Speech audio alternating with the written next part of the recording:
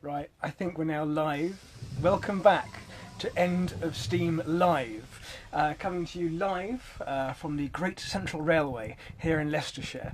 Earlier on today, we were on the footplate of Oliver Cromwell 70013, one of the locomotives that hauled that train so many years ago, 50 years ago, to the day exactly in 1968, the fateful last steam train on British mainline railways for several years when the steam ban was introduced.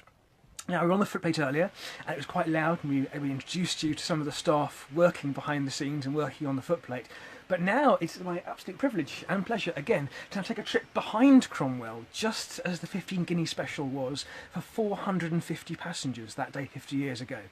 I am joined here in this compartment of a Mach 1 railway carriage by none other than Anthony Cools.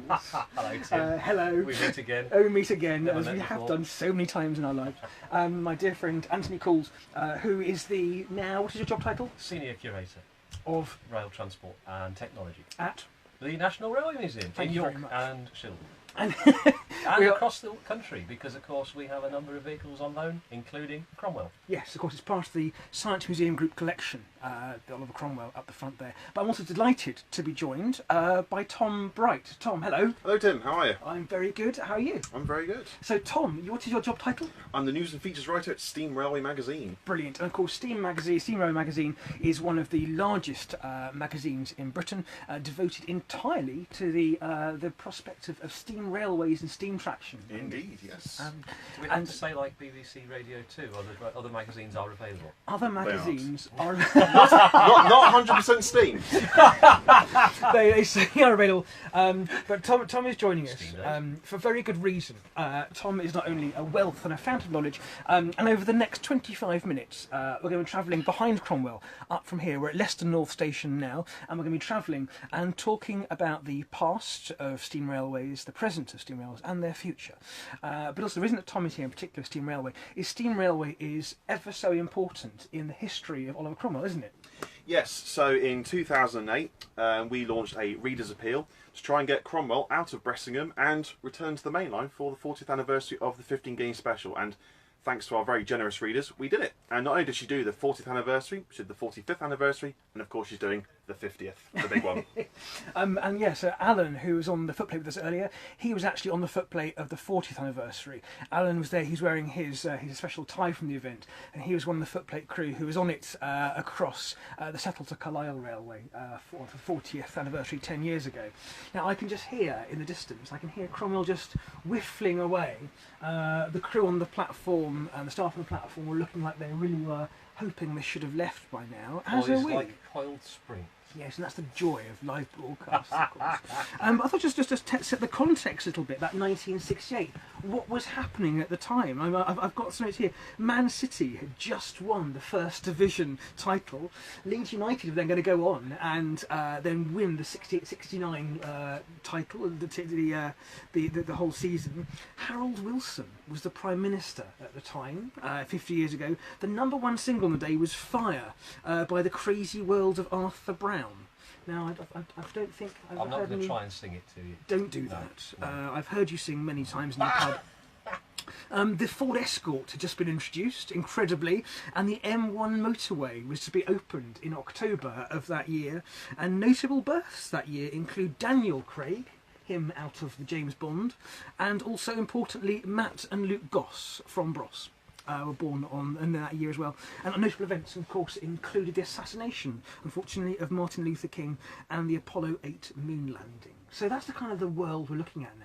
And we're here in this Mark 1 railway carriage. And Mark 1 railway carriage were built when, Ant? Well, they started being introduced in the mid-50s, 1955, but they're through construction right Sorry, I through. didn't interrupt you there. Sorry, Yeah, I yeah. just heard the whistle Well, go. time to go. You should put your camera out the window. We're starting now. Get ready. Get ready, the train is going. You're going to wait till the train goes. You're moving it.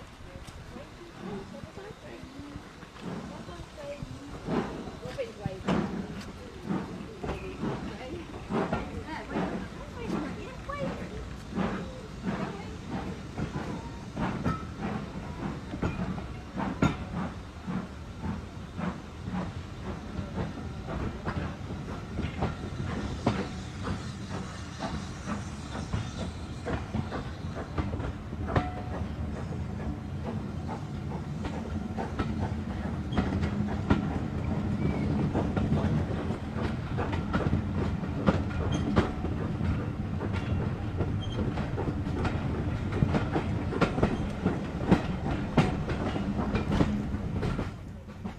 now we're going to a little dance. We kind of move around this little compartment. Now you've seen Cromwell go. Also, just, again, like the first broadcast we had earlier, we may apologise for the poor signal quality here at the Great Central Railway. It's nothing at all to do with them. It's the poor coverage of 4G signal somewhere out here in the fields. So you may lose us, as you did before, for a couple of minutes here or there, but I hope not too long. Anne, I'd just like to talk to you first of all. Tom will come to you shortly. But Anne, what does this locomotive mean for people?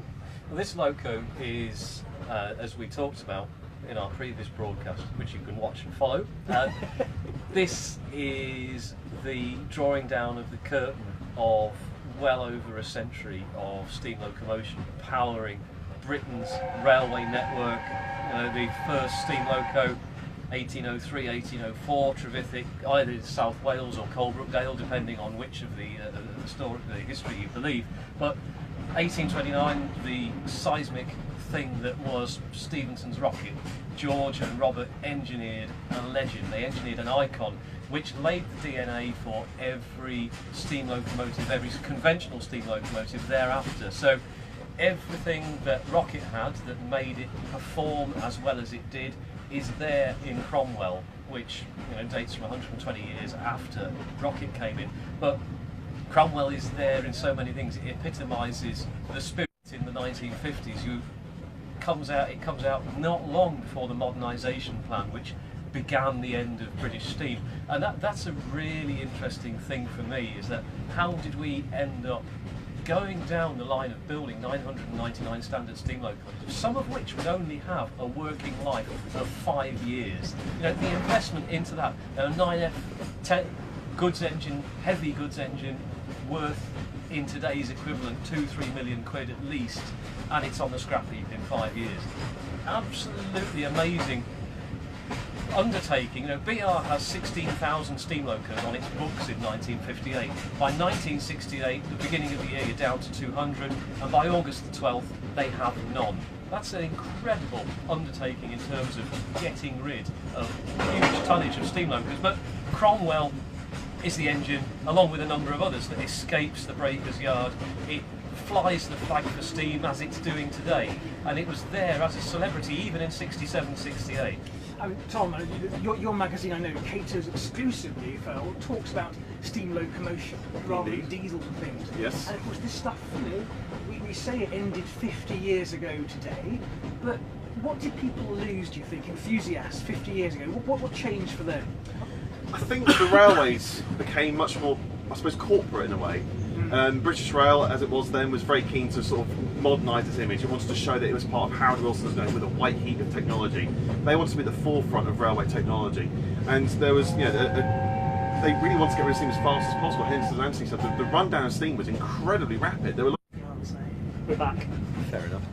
Cool. And we're back online. Sorry about that. And of course, thank you for sticking with us, those of you who have, which there are many, it seems. So thank you for coming back. I'm here with Anthony Cools, NRM, and Tom Bright from Steam Railway Magazine. And we've been talking about the importance of the steam locomotive. So many people still, but back in 1968, they disappeared off the rails. And so something massive went from people's lives. Yeah, it was, August 12th was a very, very sombre event. I almost only wish I could have gone back in time to almost experience and be part of it. Tom, how old are you? I'm 26. Yes. Yes. So yes, 24 years actually. Okay. Yes, yeah. But actually, different parts of the country, didn't it? Yeah. You see the first areas to go steam-free in places like East Anglia in the mid-60s, really, 64, 65. A lot of places are going. The Western lose steam New Year's Day 66, if I remember rightly. Northeastern steam finishes September 67, Southern steam July 67, and so the northeast of England becomes almost of a nature reserve for the steam loco and a hunting ground for those that are determined to catch the last of their breed. Because you think, January 68, there are 250 locos on BR's books, not all of those actually working at the time. So the amount of trains that they're hauling and the times of day, and it became a bit of a lottery almost as to what was operating where and when. Sometimes people bribed folks. A driver would be given a packet of Woodbines and something, and go and fail that diesel, put a Black 5 out instead.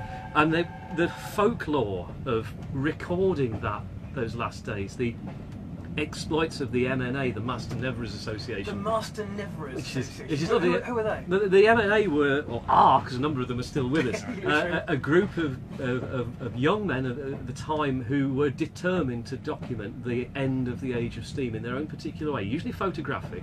But they were in search of what they called the master shot. They wanted to get trains in the evening, they wanted to get the glints off the side of them, but they just wanted to record it in a dramatic way. So they start to use telephoto lenses, contre-jour photography. Colin Gifford wasn't a member of the MNA, but he was taking things like Winston Link in the States, documenting the end of a way of life as well as the railway. Hey, but for those watching, Colin is a well-known photographer.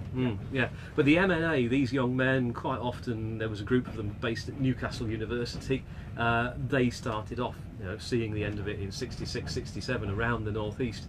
They would have clandestine cleaning sessions on the railways because the railways didn't have loco cleaners anymore. So all the locos were absolutely filthy and really grotty because, of course, the public image was to get rid of steam. So therefore, the corporate image was in. Yeah. Just interrupt you. Yes, I do have. You're wearing a corporate image BR thing. And in my very grotty shirt, I'm actually also wearing my very special corporate image 1968. Yeah. So the MNA, they were out there cleaning these locos, sometimes only half a loco, the side they were going to get a photograph of, or they'd paint the buffer beam of an engine and then they'd run out of paint part way down it. But they were trying to make the engines as smart as they could to get their shots. And they were called the MNA because by and large they often travelled by rail, but they never bothered. We're back. I don't know do that. Yet again, a blip in the signal there. Again, joined here by Anthony Cools and Tom Bright from Steam Railway Magazine. I should slow down my speech. I'm so excited today to be here. I'm so excited. Doesn't show at all. You know me. I always try and keep my enthusiasm under a bushel. We try and keep it there as well. I'll see you in the pub. Please. No, right. So we've talked about now how that run up to '68 and the 11th of August. Let's talk about that train now. The 15 guinea special. Why was it called the 15 guinea special? First off, well, it was 15 guineas because that was the price that BR had set. 15 guineas, best part of a working man's wages for a week. A good wage for a week. And there was a lot of resistance that BR had priced themselves out of the market, but they still sold out. 450 tickets gone like that because people realised that this was it. There'd been lots of, over the previous decade, last train on the Buntingford branch, last train to this, that, and the other place. But last this train was from Paddington. but this was the last of the last. A number of guys had bought tickets on the last local trains around Preston on the evening of the 3rd of August, for the last timetable trains. There'd been about 8 or 9 charters on the 4th of August, but the 11th of August there was only the 15 guinea special out, and after that, that was it. There was going to be nothing else. I know there was a protest banner I've seen in the collection, the Science Museum group. Yeah.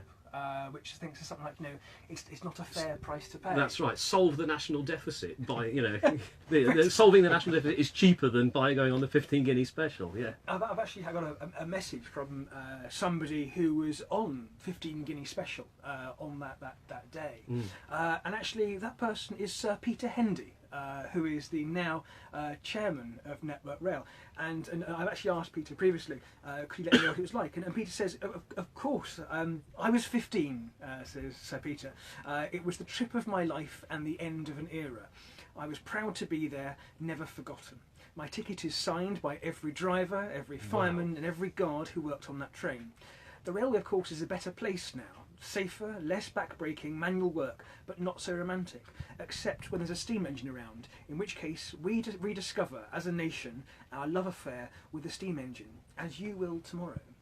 He sent me this yesterday. That's fantastic, isn't and it? that's a lovely sort of note from someone who was there 50 years ago today. He can't be here today, unfortunately, he did other things.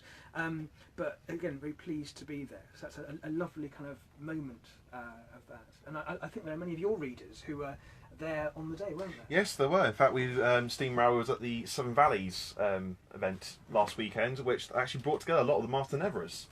And one of the locos that Severn Valley has in its collection is Black 5 45 110, which I'm sure many of you are viewers will know, was hauled the first and last legs of the 15 Guinea Special. So it's Right. out of Liverpool Lime Street and into Cool. Liverpool Lime Street. Down with diesel. Sorry, just seeing through the window. Oh, boo! 47. Boo!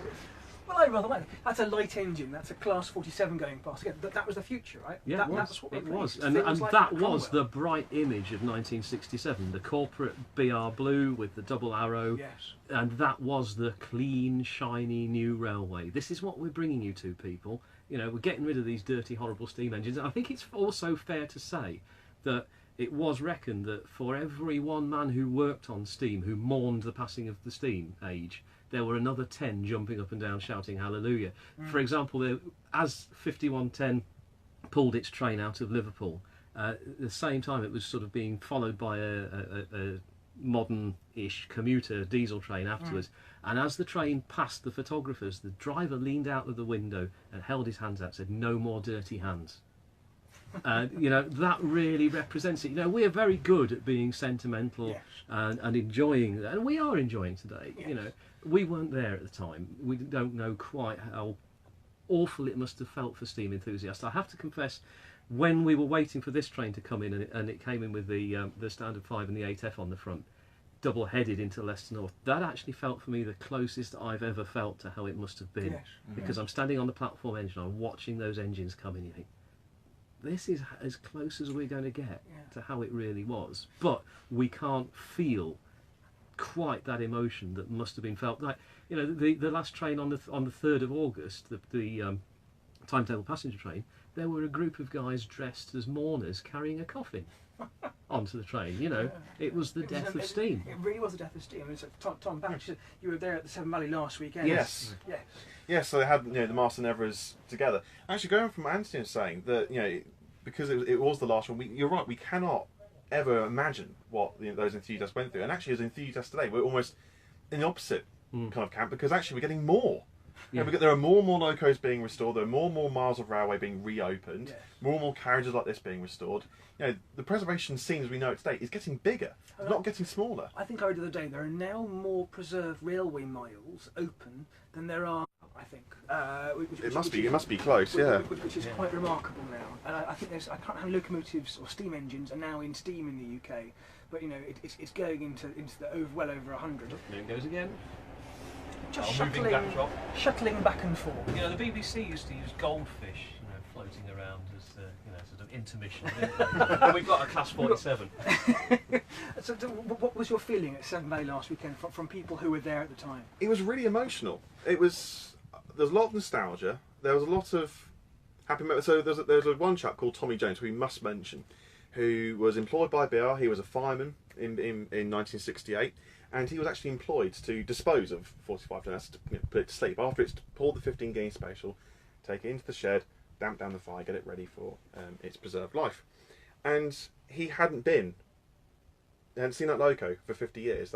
As soon as his day was done, he got off the footplate and walked away from it and didn't see it again. And he said, actually it was very emotional being back on that footplate for the first. He couldn't have imagined that 50 years hence, that not only would the locomotive that he worked on be preserved, but it would have its own railway to run on. It would have, 17 of its classmates in preservation. Yes. And a lot of the engine men that we spoke to that day felt exactly the same, that it was just a job to them, but actually, in the benefit of hindsight, actually they were very, very privileged, and it was very emotional to be back together with their old colleagues, who some of them haven't seen for many decades perhaps, and actually do what they used to do. It was a wonderful, wonderful experience. But many of those steam crews went straight on from being a steam loco crew onto the diesel locomotives, electric locomotives, and got retrained, didn't they? That was a big thing. Part of the modernisation plan was about the transitioning of people from one method to another, and of course the unions ensured that people didn't lose their jobs as a steam driver and then became retrained in a similar role, but a different kind of thing. And you mentioned no dirty hands anymore, said that chap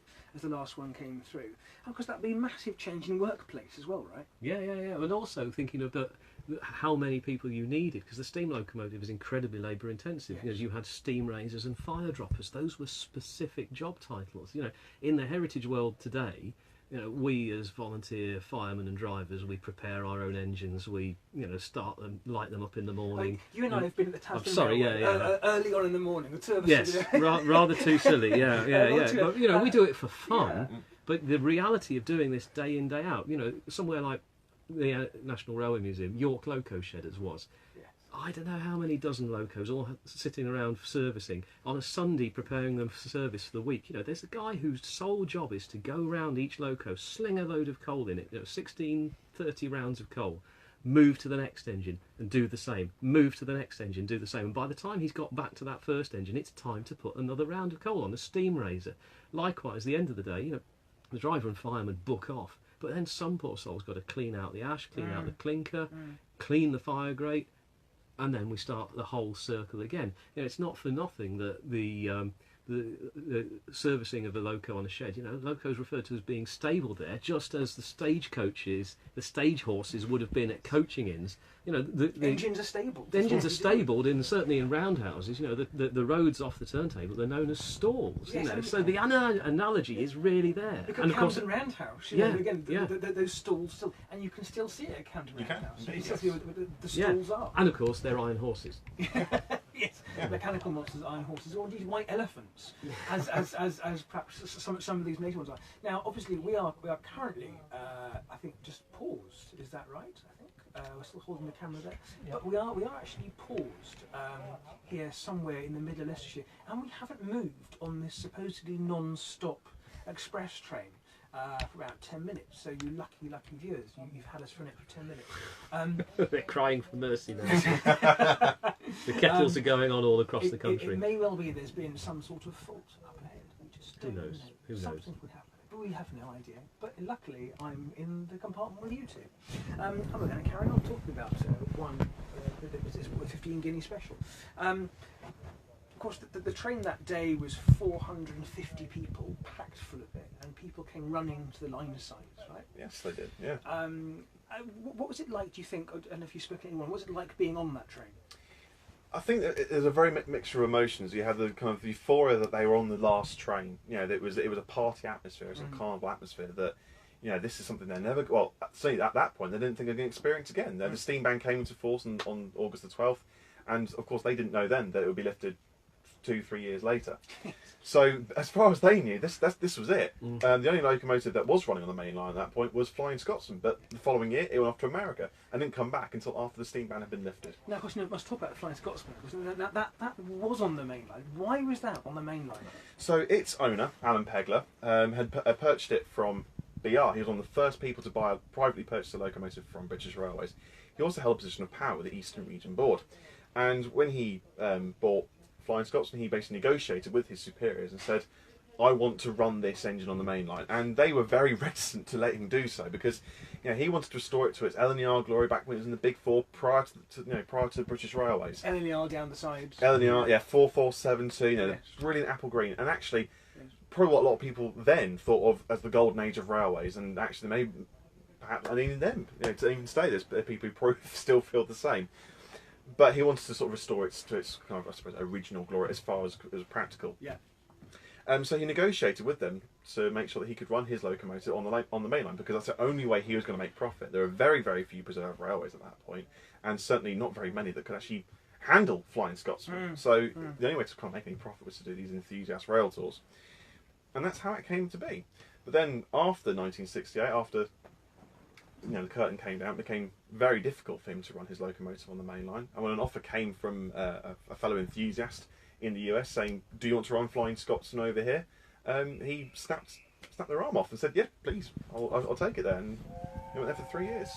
Now, just to hear that, I think we are That sounds about hopeful. That sounds hopeful. So something else has changed up the line. Also, just going back a bit, something that I'm sure you both know the story. Actually, on the 9th of August, 1968, something very special happened down in Swindon, didn't it? Oh, yes, Which of course yes. paved the way for the steam ban came in '68. But actually, then something happened 3 years later. But Anthony? What seeds were sown on August the 9th? What happened is there was no National Railway Museum in '68. There was the Museum of British Transport, and there was an aspiration for a number of other regional. Was that Clapham? Clapham, sorry, yeah. And there was aspiration that some of the other national collection objects, locos, carriages, and wagons, would be housed at regional centres and venues. So there was an idea there might be a museum in Bristol. There was an idea of one, which almost happened in Leicester. It became 4 engines there. There was to be a museum, the Great Western Railway, at Swindon in the former Methodist Church, Farringdon Road, and not everything was going to fit. So one of the designated engines, King George V, was put into the stock shed at Swindon and forgotten about. The rails were lifted, everything job done. And at that stage, Bulmer's Cider wanted to have something that was a bit sort of premier and a bit like Scotsman. I can't remember. Was it Peter Pryor? Peter Pryor from Bulmer's went to the BR board and said, "Look, can I borrow King George V and run it up and down our sidings at Bulmer's in Hereford?" And BR were very sort of reticent to do anything, but they acquiesced, but said, "We're not doing anything about it." So Peter Pryor put out, Bulmer's put out a call for enthusiasts to come and help, and they put the track back. And then there was no diesel shunter or anything available. You know, BR really didn't help at that stage. So apologies, Sir Peter. You know, Bulmer's got together a load of enthusiasts, fuelled by their products, to pull. Have they got any traction in? We're back. Yeah, it's a phone wagon, and we're on. And we're back again. Thank you again for joining us. I think we're back with signal, and we're not far from Loughborough now. So we were just talking about how in 1971, King George V, Loco 9000, Great Western Railway. 6,000. Somebody will write a letter. And Sorry, 6,000. I was looking it upside down. Yeah.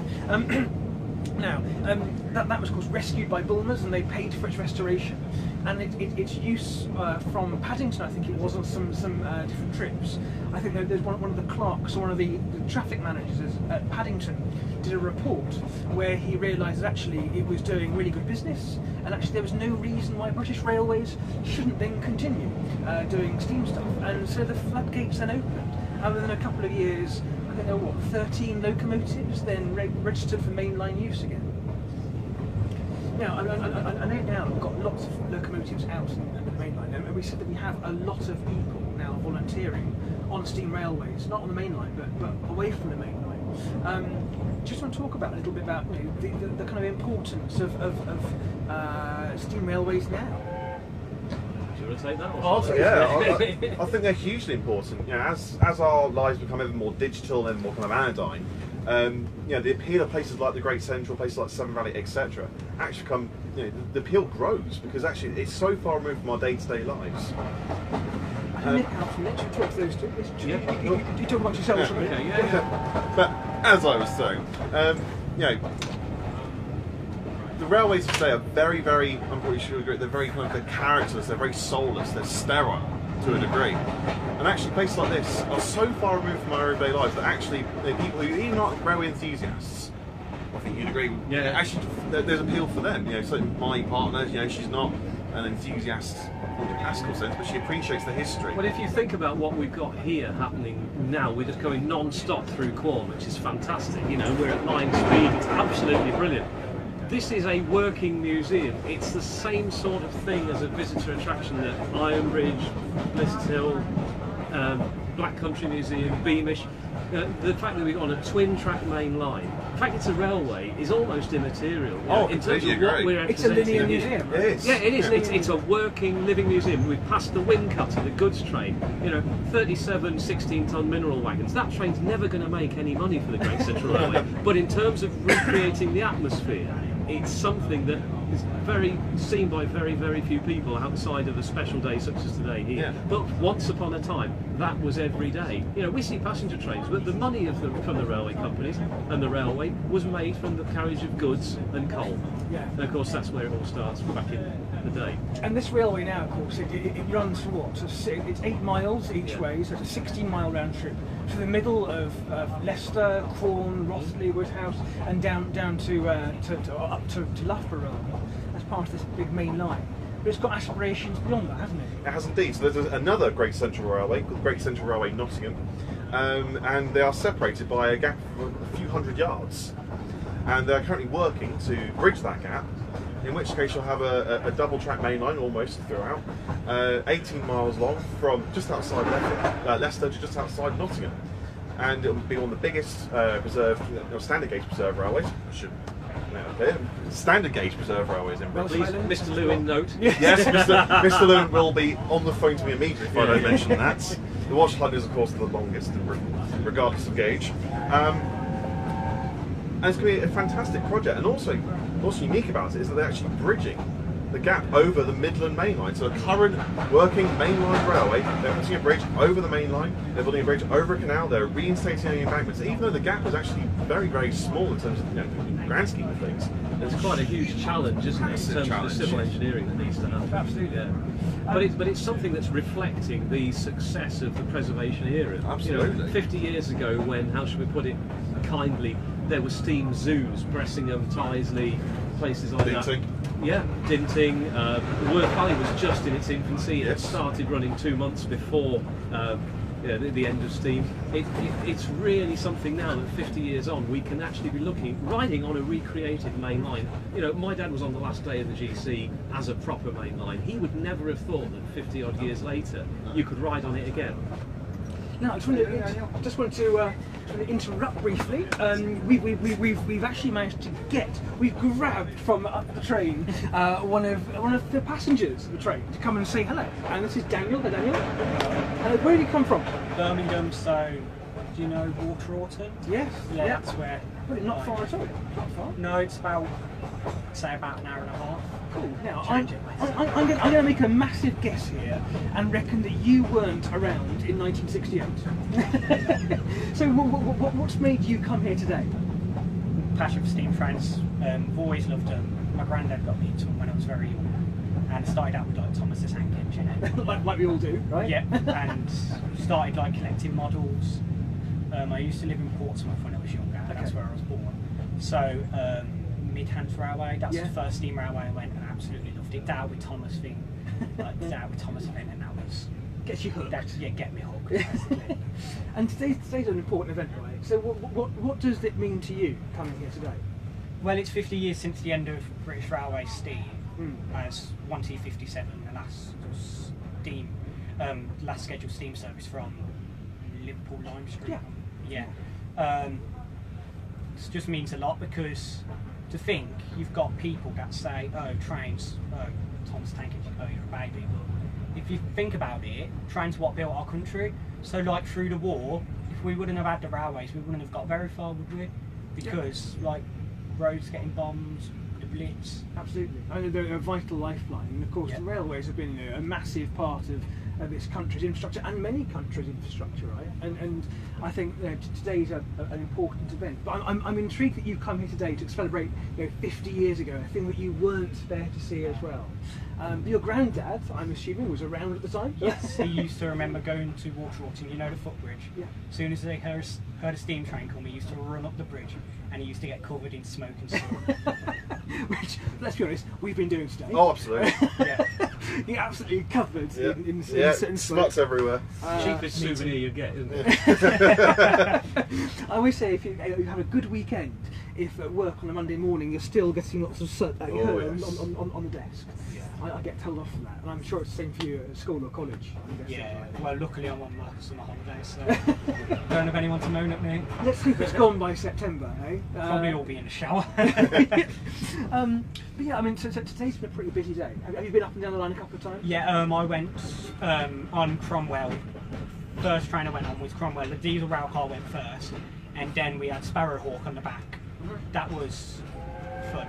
That was enjoyable. And then we waited for Standard 5 and the 8F to come back. Lovely. And then Cromwell came back on that on an express. Well, we stopped at Corn, surprisingly. Don't know why. And what I like about this as well is you come from quite a way away. You come from Birmingham, and actually you're coming here to spend money in the local area.